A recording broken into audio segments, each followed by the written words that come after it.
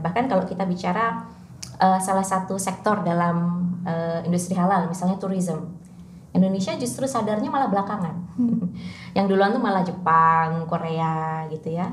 Indonesia malah sadarnya belakangan kalau ini tuh penting gitu. Nah, tren ini kemudian ditangkap dan banyak negara-negara, apakah itu negara-negara dari dunia Islam ataupun bukan, itu saling berkompetisi.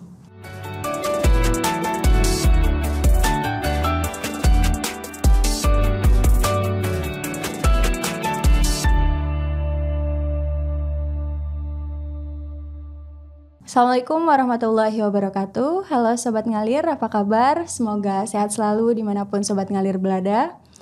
Jumpa lagi di Ngalir Talk Show, ngobrol ala IR, persembahan dari Laboratorium Program Studi Hubungan Internasional Universitas Islam Indonesia.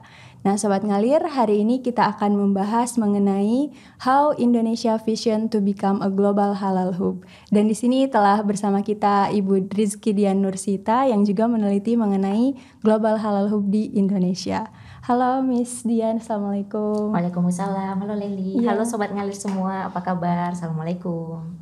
Bagaimana Miss kabarnya? Alhamdulillah baik. Leli gimana, baik? Baik, sehat Alhamdulillah Miss. Baik, Terima kasih banyak Miss Dian sudah berkenan hadir. Oh iya, sama-sama loh. Saya malah sangat senang loh kali ini kita bisa satu frame lagi ya. Terakhir kali kapan ya? Udah lama ya saya Iya, nggak yang tentang ngisi eskatologi. di Ngalir Iya, ya. betul. Miss, ini kita akan membahas mengenai Global Halal Hub di Indonesia. Nah, menurut Miss Dian, mengapa penting bagi kita untuk mendiskusikan tentang perkembangan industri halal global di masa saat ini? Oke, pertanyaan yang bagus. Jadi dimulai dengan why. Why? Kalau kita belajar ya, seringkali kan di kelas ya, selain kita membahas apa sih yang mau kita pelajari, kita harus membahas dulu kenapa kemudian topik ini penting untuk dibahas. Ada satu alasan yang saya kira teman-teman semua juga bisa melihat ya perkembangan industri halal ya dalam beberapa tahun terakhir, bahwa yang pertama, banyak sekali industri-industri di dunia, tidak hanya di Indonesia saja sebenarnya, tapi kalau kita bisa melihat secara lebih luas lagi, mereka lebih concern terhadap kebutuhan konsumen muslim untuk kemudian bisa menyediakan produk yang mana bisa memenuhi kebutuhan mereka, dalam artian kebutuhan untuk taat terhadap syariat atau syariah compliance istilahnya. Yang mana kebutuhan ini disebabkan oleh tingginya pertumbuhan masyarakat muslim di dunia. Jadi komunitas muslim di dunia ini semakin lama semakin berkembang ya. Kalau kita lihat di data dari Pew Research misalnya, Pew Research ya, saya kira teman-teman juga sering membaca kalau misalnya Islam ini bisa dikatakan the fastest growing religion in the world. Jadi agama yang paling cepat berkembang. Ya walaupun kalau misalnya secara kuantitas mungkin masih nomor 2 ya, tapi kalau misalnya kita lihat dari perkembangannya itu banyak sekali berkembang. Ya, dan kita tidak hanya melihat itu di Indonesia saja, tapi juga negara-negara lain ya, terutama di benua Eropa. Makanya kemudian di sesi lain mungkin Pak Willy akan menyampaikan tentang Islamofobia misalnya, ya kan, karena pertumbuhan Muslim di Eropa kemudian juga ada yang menerima, ada yang kemudian juga menolak dan lain sebagainya. Nah, tingginya pertumbuhan Muslim di dunia ini kemudian menjadikan para industri kemudian semakin bergerak untuk memproduksi produk-produk, apakah itu makanan, ataukah mungkin fashion, atau obat-obatan, ya, yang mana bisa memenuhi kebutuhan mereka untuk mengkonsumsi produk yang halal. Nah, dan tren ini kemudian ditangkap oleh negara-negara di dunia, dan tidak hanya negara-negara dari dunia Islam saja. Jadi tidak hanya Indonesia saja, bahkan kalau kita bicara salah satu sektor dalam industri halal, misalnya tourism, Indonesia justru sadarnya malah belakangan. Yang duluan tuh malah Jepang, Korea gitu ya. Indonesia malah sadarnya belakangan kalau ini tuh penting gitu. Nah, tren ini kemudian ditangkap dan banyak negara-negara, apakah itu negara-negara dari dunia Islam ataupun bukan, itu saling berkompetisi. Nah, makanya kemudian isu ini menjadi penting bagi Indonesia. Bahkan saya kira juga ini menjadi hal yang harus sering-sering kita diskusikan, ya, tidak hanya di di dalam ruang-ruang akademik ya atau di kelas saja, tapi juga saya kira juga di dalam ruang-ruang publik ya, ketika kita bermasyarakat, kita bertemu dengan pedagang dan lain sebagainya, bagaimana meningkatkan kesadaran mereka akan pentingnya halal ya. Itu ya kurang lebih ya. Baik, Miss. Nah, ketika kita mendengar kata halal nih, biasanya yang terlintas di benak kita tuh produk atau industri makanan dan minuman. Iya, Nah, F&B gitu iya ya. betul, F&B. Nah, sebetulnya Oke. apa sih, Miss, maksud dari halal itu sendiri dan seberapa penting bagi Indonesia kata halal itu? Oke, saya kira sangat penting ya. Ya memang kalau kita bicara halal itu identiknya makanan, itu hal yang sangat wajar ya, karena memang awalnya perkembangan halal, khususnya sertifikasi halal di Indonesia itu memang spesifik untuk makanan saja, tapi kemudian semakin berkembang ke produk-produk yang lain. Ya bahkan kalau kita lihat di Al-Qur'an ya, di surah Al-Baqarah ayat 168, ya di situ Allah berfirman, a'udzubillahi minasyaitonirrajim, ya ayuhan nas kulu mimma fil ardi halalan thayyiban wa la tattabi'u khutuwati syaiton innahu lakum aduwwum mubin ya. Jadi wahai manusia, makanlah apa-apa yang ada di bumi halal dan thayyib. Ya. Jadi memang perintah yang jelas di situ ya, yang mengandung kata halal dan thayyiban di dalam Al-Qur'an itu memang berkaitan dengan makanan. Tapi sebenarnya halal itu nggak hanya cuma makanan aja. Ya, halal ini dari kata halal yahilu ya di dalam bahasa Arab ya, secara etimologi akar katanya itu yang mana sebenarnya artinya itu macam-macam. Ya, bisa artinya wajib yajibu atau mewajibkan, bisa juga artinya ya kalau kita bicara halal produk di sini ya, halal di sini lebih identik kepada apa-apa yang permissible atau yang dibolehkan di dalam agama. Ya, dan itu tidak hanya makanan sebenarnya. Bahkan kalau kita bicara makanan pun juga tidak hanya apa yang dimakan atau substance-nya saja, tapi bagaimana cara memperolehnya. Ya, dengan bekerja yang jujur, ya nggak korupsi, itu juga masuk ke dalam poin halal juga sebenarnya. Kemudian juga di samping makanan, minuman, ya obat-obatan, kosmetik, ya bahkan sekarang pun rekreasi, wisata pun juga ada yang halal gitu. Jadi sebenarnya halal itu melingkupi apa yang kita lakukan sehari-hari, keseharian kita sebagai seorang muslim. Jadi nggak hanya apa yang dimakan saja, walaupun memang yang paling identik itu ya. Iya, makanan dan minuman. Iya, sebenarnya halal itu sangat luas. Kemudian tadi pertanyaan kedua tentang seberapa penting halal bagi Indonesia. Saya kira sangat penting ya, karena mengingat bahwa muslim ini masih mayoritas ya di negara kita, masih di atas 80%, sehingga kemudian kebutuhan agar mereka bisa mendapatkan produk yang halal tentu saja sangat penting.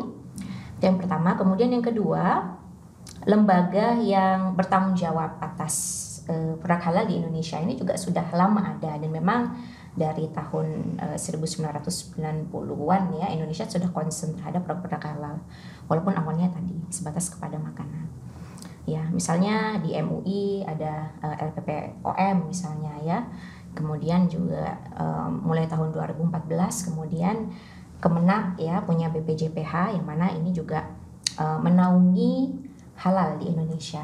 Jadi berkaitan dengan tata kelola halal sekarang ya banyak diregulasi oleh BPJPH. Walaupun tetap yang mengikuti fatwanya dari Majelis Ulama Indonesia gitu. Jadi udah dari zaman saya atau mungkin Lele kecil ya, kita sudah mengenal ini halal, ini halal. Tapi mungkin kalau kita lihat semakin kesini semakin beragam ya, tidak hanya makanan saja, bahkan kosmetik juga ya. Iya. Saya kira pemirsa semua sudah tahu lah, saya nggak perlu endorse ya. Nanti dikira endorse.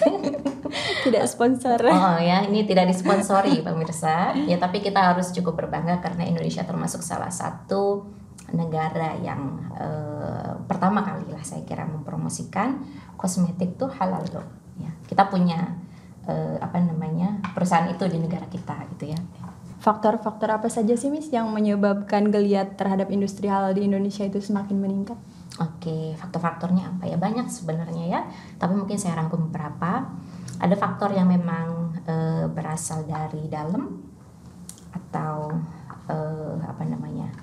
faktor yang mendorong gitu lah istilahnya, atau faktor yang berasal dari luar, atau faktor yang menarik ya. Kan kita bicara push and pull factors. Nah, kalau kita lihat dari dalam, yang pertama memang kita melihat bahwa Muslim di Indonesia itu mayoritas, maksudnya secara kuantitas itu besar populasinya. Kemudian yang kedua ada peningkatan kelas menengah ya dari masyarakat Muslim di Indonesia.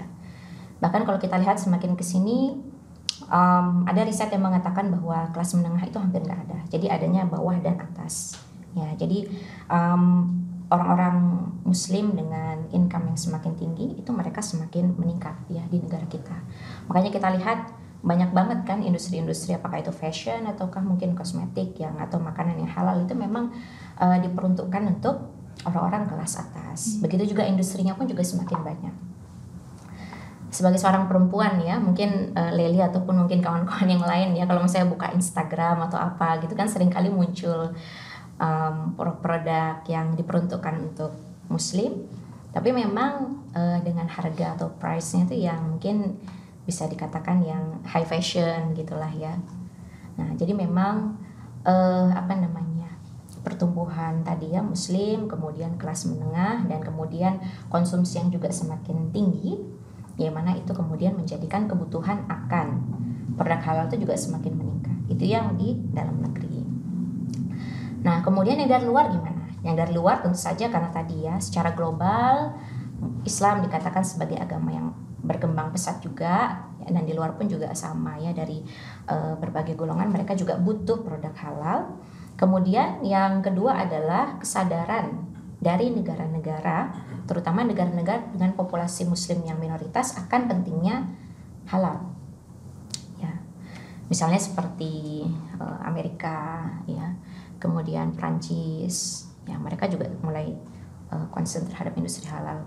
Dan mungkin tadi saya sudah menyebutkan berkaitan dengan tourism misalnya, ya ada Jepang, kemudian Korea. Karena apa? Karena mereka melihat bahwa secara global ini banyak loh Muslim yang berasal dari kalangan kelas menengah ke atas, ya.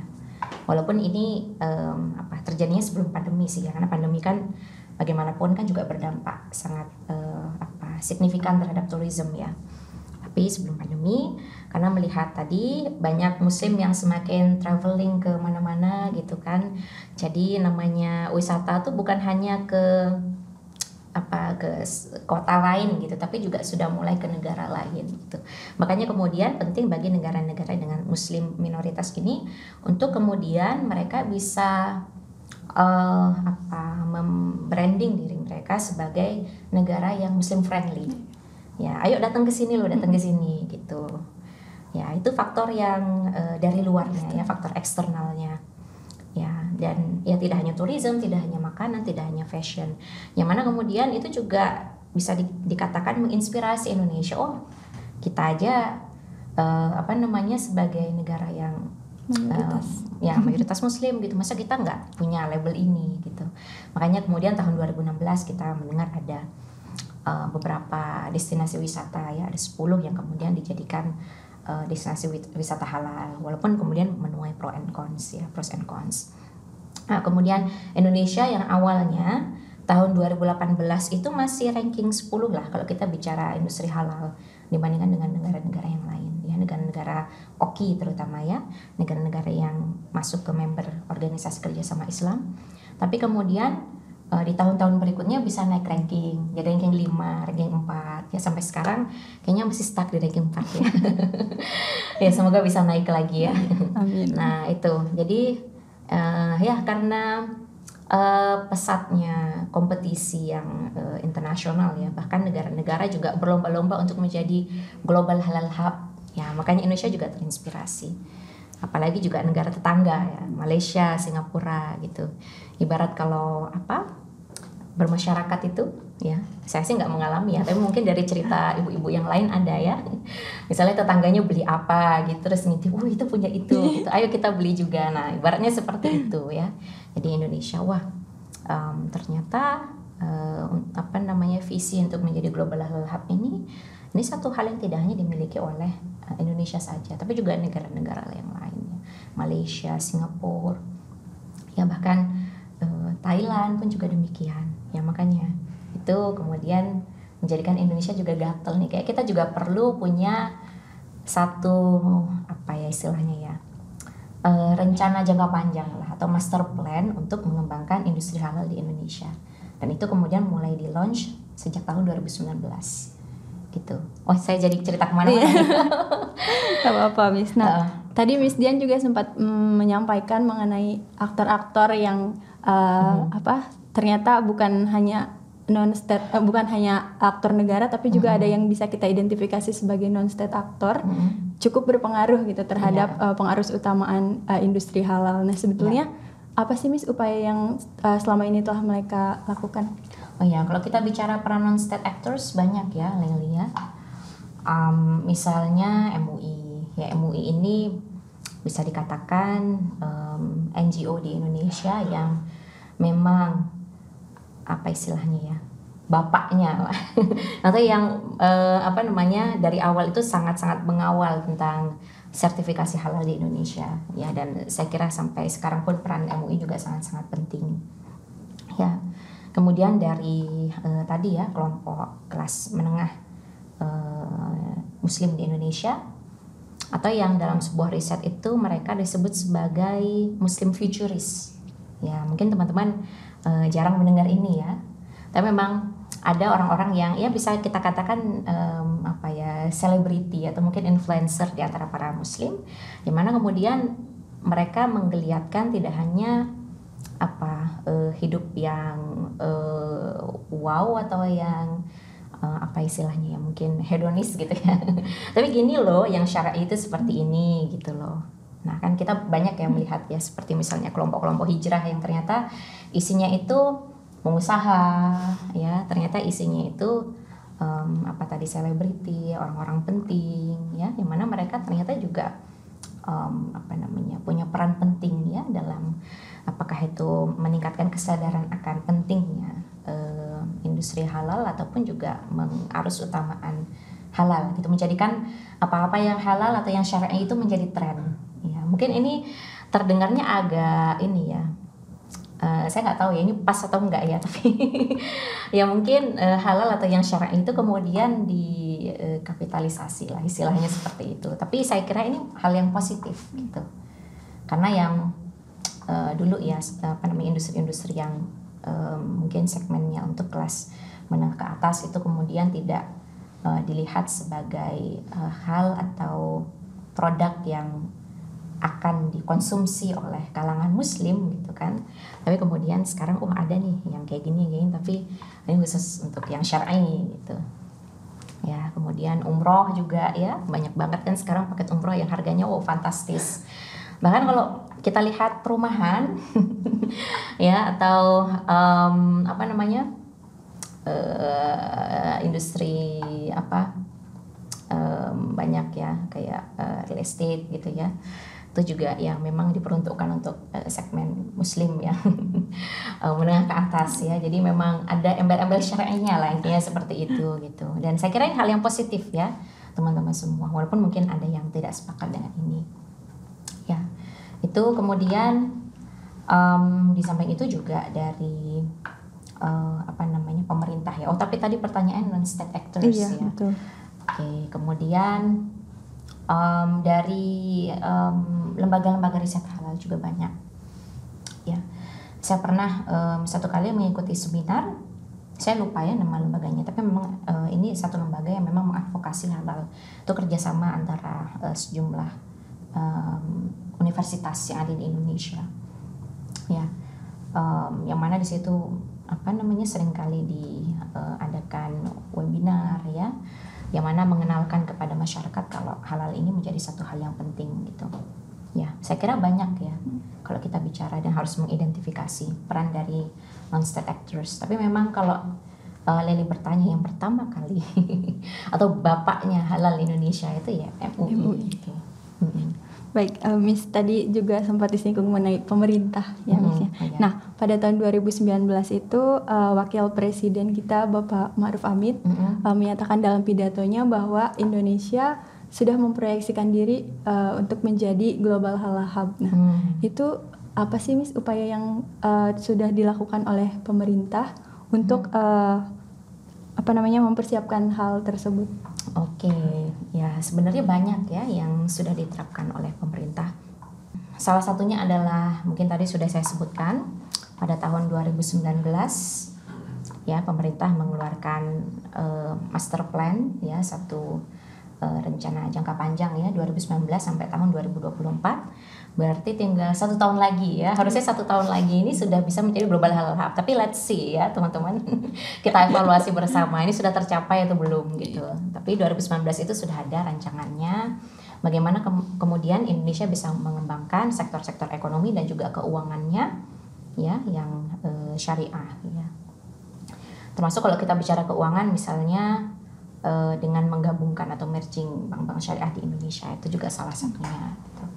Ya.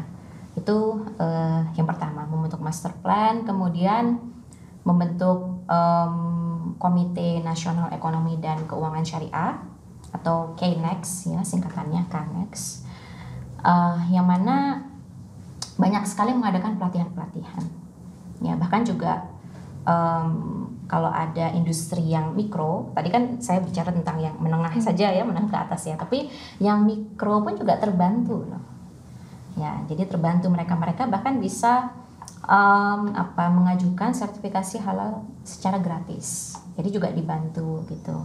Jadi pemerintah semakin meningkatkan kesadaran para pengusaha, apakah itu yang skala besar ataukah yang mikro, agar mereka mensertifikasi produknya ya. Dan banyak banget pelatihan-pelatihan yang dilaksanakan yang sudah dilakukan oleh pemerintah. Beberapa bulan yang lalu setelah 1 minggu saya dari Korea ya kalau nggak salah. Ya itu saya juga mereview beberapa resto halal di sana ya. Tapi saya nggak mau bicara tentang itu. Saya mau bicara apa yang terjadi di Indonesia. Seminggu setelah itu saya sempat keliling ke Jogja Halal Festival. Ya itu terjadi di Jogja yang diadakan di JEC. Dan di situ saya ngobrol dengan beberapa pengusaha karena di situ kan banyak stand ya. Mereka memamerkan produk-produknya. Bahkan ada yang produk eco printing yang dijadikan souvenir untuk G20 gitu ya, bagus banget gitu. Itu ngobrol-ngobrol sama ownernya, katanya sering nggak sih pemerintah ini ngadain kayak gini? Oh sering mbak gitu, biasanya kayak di ISEF gitu ya, ini festival yang ekonomi syariah yang besar gitu ya, biasanya di situ banyak. Kemudian UMKM itu juga sering gitu diajak untuk ikut pelatihan gitu. Nah, tapi mungkin ada beberapa masyarakat yang memang kurang tahu juga ya, itu juga ada. Tapi sebenarnya kalau dari pemerintah sendiri juga geliatnya juga banyak gitu. Ya, mereka sering mengadakan pelatihan-pelatihan seperti itu. Walaupun mungkin ya kalau untuk yang usaha mikro mungkin ada yang masih belum mendapatkan informasi tadi gitu. Karena mungkin tidak tahu ya. Tapi kalau saya amati dari Instagramnya KNEX ya sering sebenarnya ya, bahkan ada webinar-webinar atau bahkan pelatihan untuk istilahnya sertifikasi halal, itu juga ada yang dikhususkan untuk industri yang besar, ada yang untuk yang mikro gitu, ada yang untuk khusus untuk ekspor tuh gimana gitu loh. Jadi pemerintah sebenarnya banyak ya yang fasilitas yang sudah disiapkan lah, sudah ditawarkan untuk pengusaha-pengusaha di Indonesia. Ya, itu kemudian juga yang selanjutnya ya, kemudian juga sentralisasi tata kelola halal ya. Kalau mungkin dulu ya udah antara industri dengan LPPOM MUI misalnya, tapi sekarang kan ada BPJPH semakin desentralisasi. Ya, kemudian bantuan-bantuan tadi sudah saya mention. Ya, banyak ya. Ya, bekerja sama dengan NGO, kemudian juga usaha-usaha kreatif untuk bikin website atau kan bikin social media, yang mana di situ orang-orang bisa mengenal, oh ini loh produk halal Indonesia di sini. Nah, kalau aja bisa tampilin, ini pengen saya tampilin gitu. Tapi saya nggak bisa ya, ini ngobrol-ngobrol doang ya. Ya, banyak ya, walaupun tentu saja itu masih belum cukup ya, apalagi kalau kita hitung ini sudah masuk 2023, berarti kurang 1 tahun lagi. Apakah Indonesia sudah menjadi Global Halal Hub tahun depan? Let's see. Mungkin 2024 akan ada topik ngalir lagi berkaitan dengan ini. Nanti kita agendakan. Ya, kita agendakan ya. Evaluasi ya. Sudah tercapai belum ini cita-citanya Pak Yai Ma'ruf Amin? Nah, Miss tadi ngomong-ngomong mengenai soal pasar halal global nih, Miss. Seberapa jauh sih Miss kesiapan Indonesia untuk bersaing dengan industri halal global? Dan di mana posisi Indonesia? Oke, ya, pertanyaan yang sulit. Ya, sebenarnya pertanyaan sulit ya teman-teman semua, sobat ngalir, karena memang ya Indonesia memang sudah berprogres. Tapi kalau misalnya kita harus jujur, apakah sudah sedikit lagi mencapai global halal? Saya kira masih belum ya, karena masih banyak perbaikan yang perlu dilakukan. Apalagi kalau mengingat bahwa Indonesia ini bukan negara yang ekonominya itu memang bergantung kepada ekspor ya.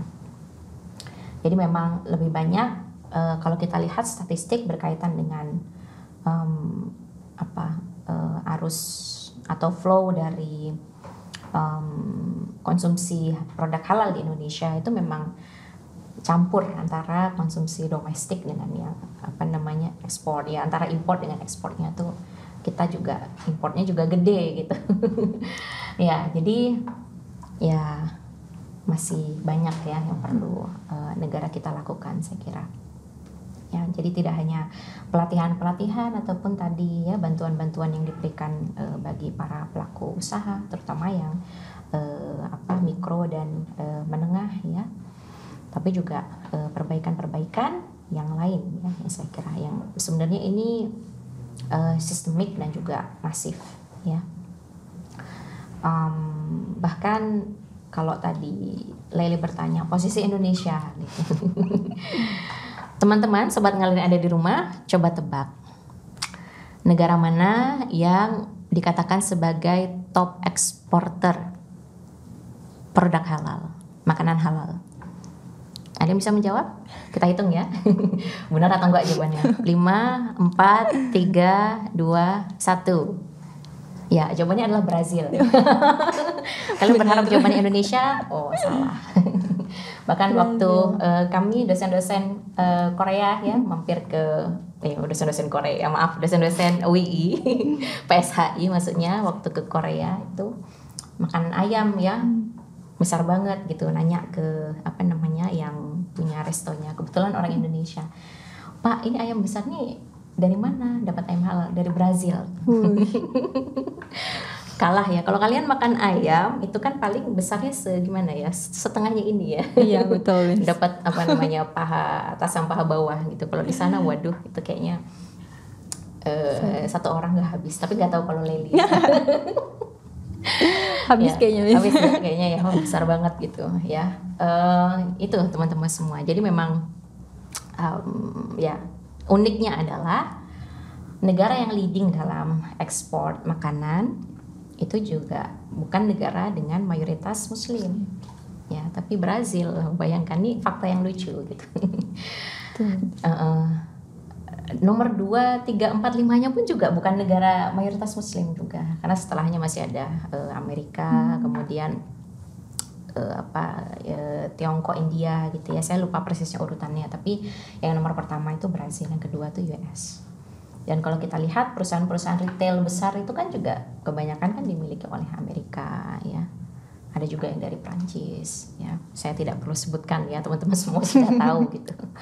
Yang mana mereka itu memproduksi dan mereka mendistribusikan produk-produk yang halal gitu. Atau kalau kita bicara halal tourism tadi, mungkin negara-negara yang lain itu bisa jadi lebih baik ya daripada Indonesia. Dan kalau dilihat impor terbesar, ya Indonesia termasuk yang nomor 4 terbesar nih. Impor. Justru ya, impor ya. Iya, impor produk halal, makanya agak lucu.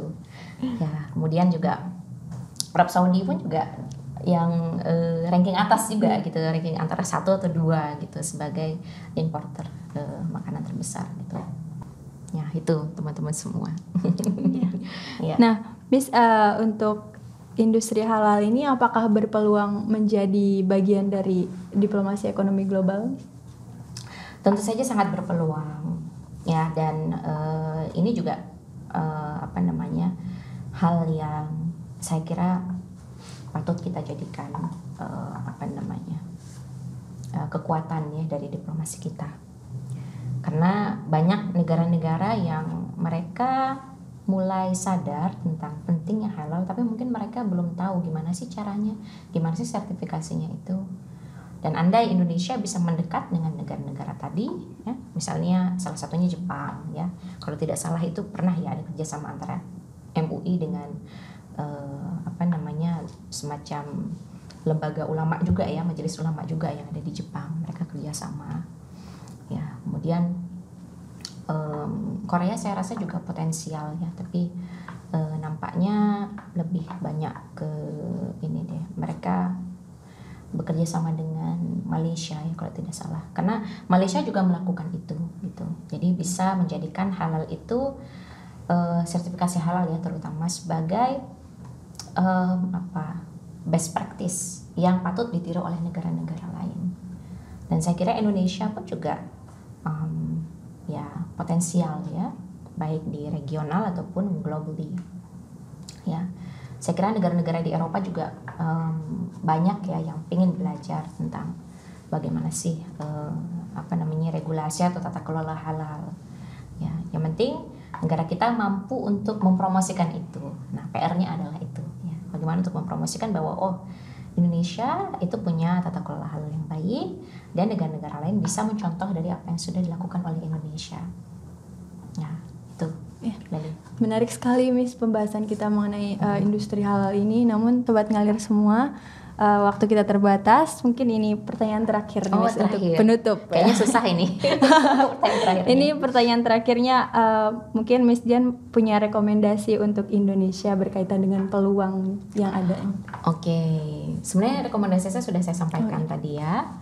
Indonesia, pemerintah ya mempersiapkan untuk menjemput impiannya, visinya untuk menjadi global hub ya, yang di dalam ya banyak pelatihan, bantuan, sertifikasi dan yang lain sebagainya. Yang keluar juga perlu ya, bagaimana pemerintah kita itu kemudian bisa membranding negara kita ini punya tata kelola halal yang baik, yang mana ini bisa menjadi best practice, yang mana bisa kemudian menjadi menumbuhkan kerjasama ya diplomasi Indonesia dengan negara-negara yang lain yang mungkin belum punya tata kelola sertifikasi halal. Jadi mereka bisa mencontoh dari Indonesia dan ada feedbacknya, ada timbal baliknya ya. Dan tentu saja tadi ya meningkatkan produksi produk halal yang kemudian layak untuk diekspor. Saya kira ini juga akan sangat baik ya, agar kita tidak semata-mata menjadi konsumen saja. Walaupun sebenarnya itu nggak masalah, karena mungkin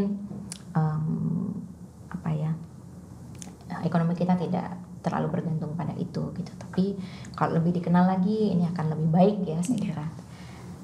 Kayak Thailand gitu kan, banyak buah itu kan halal ya.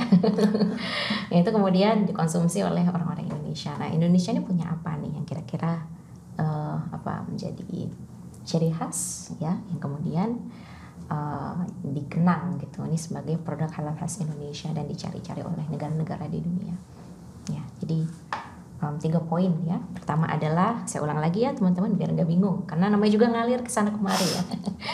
Yang pertama adalah tadi ya mengintensifikasi pelatihan, kemudian bantuan-bantuan untuk sertifikasi ya bagi usaha-usaha yang mungkin mikro menengah. Kemudian tadi ya meningkatkan kesadaran masyarakat, terutama pelaku-pelaku usaha, bahwa Indonesia itu punya komunitas yang sebenarnya layak untuk diekspor. Nah, itu kemudian yang keempat adalah membranding tata kelola halal di Indonesia, bahwa negara-negara di luar ya, terutama yang belum punya lembaga khusus untuk sertifikasi halal itu bisa bekerja sama dengan Indonesia agar tercipta diplomasi dan kerjasama yang lain ya ke depannya. Nah, itu mungkin Sobat Ngalir ya. Baik, terima kasih banyak Miss Dian sudah membagi ilmu dan memberikan banyak insight kepada Sobat Ngalir semua. Ya, terima kasih juga Sobat Ngalir semua. Ya, terima kasih banyak Sobat Ngalir sudah selalu setia menyaksikan Ngalir Talk Show. Jangan lupa saksikan terus video-video selanjutnya yang tidak kalah menarik. Jangan lupa like, share, dan subscribe channel YouTube Department of International Relations UII. Terima kasih banyak. Saya Leli Mufliah mohon undur diri. Wassalamualaikum warahmatullahi wabarakatuh.